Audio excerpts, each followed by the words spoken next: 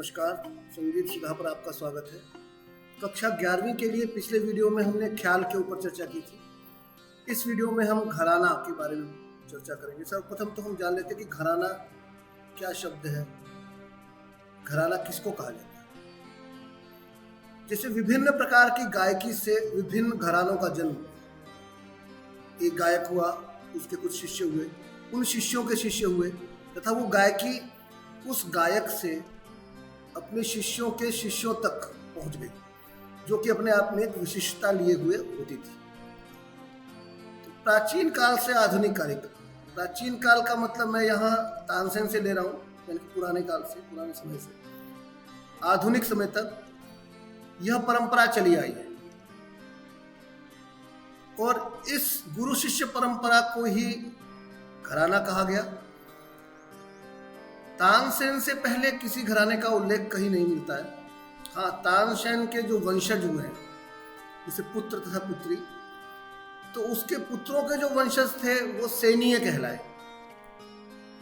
यह ध्रुपद गाते थे तथा बीन बजाते थे। और जो उनकी पुत्री थी उसके जो वंशज थे वो बानीय कहलाए, जो रबाब बजाते थे और ध्रुपद भी गाते थे।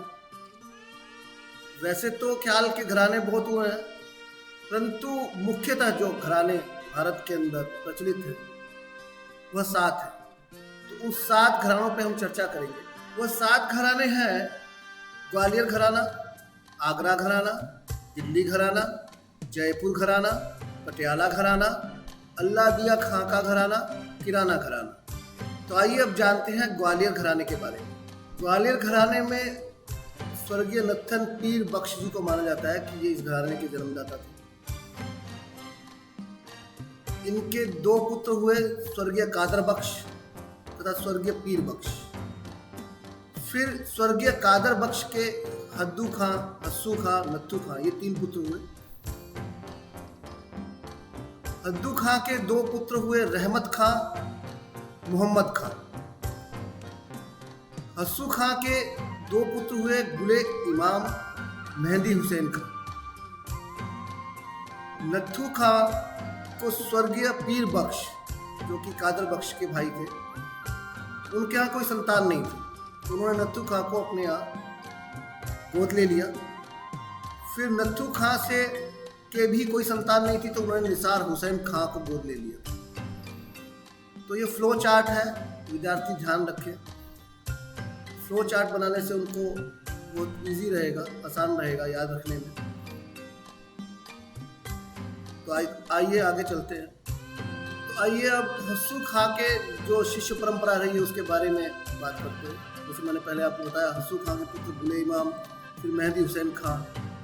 उनकी शिष्य परंपरा के अंदर बाल कृष्ण बुआ उचल कर जिनकर, फिर दूसरे थे वासुदेव जोशी, तीसरे थे बाबा दीक्षित, उनको नीलकंठ भी कहते थे। अब बाल कृष्ण बुआ इचलकर जिनकर के जो शिष्य रहे पंडित विष्णु दिगंबर पुलुस्कर, और उनके शिष्य पंडित विष्णु दिगंबर पुलुस्कर के शिष्य विनायक राग पटवर्धन, वी.ए. कशालकर, वी.एन. ठकार, ओंकारनाथ ठाकुर, नारायण राव व्यास। तो ये शिष्य परंपरा रही इनकी। आगे देखते हैं हम हद्दू खां के जो शिष्य परंपरा थी वो किस प्रकार रही। हद्दू खां के पुत्र रहमत खां, मोहम्मद खां, और फिर उनके जो शिष्य परंपरा रही जो रामा भाऊ तथा विष्णु पंत छत्रे, ये 2 थे। ये भी उसी ग्वालियर घराने के अंदर थे। तीसरे नत्थू खां जो थे, अब उनके बारे में चर्चा करेंगे। नत्थू खां के भी कोई पुत्र नहीं था, तो उन्होंने निसार हुसैन खां को गोद लिया था।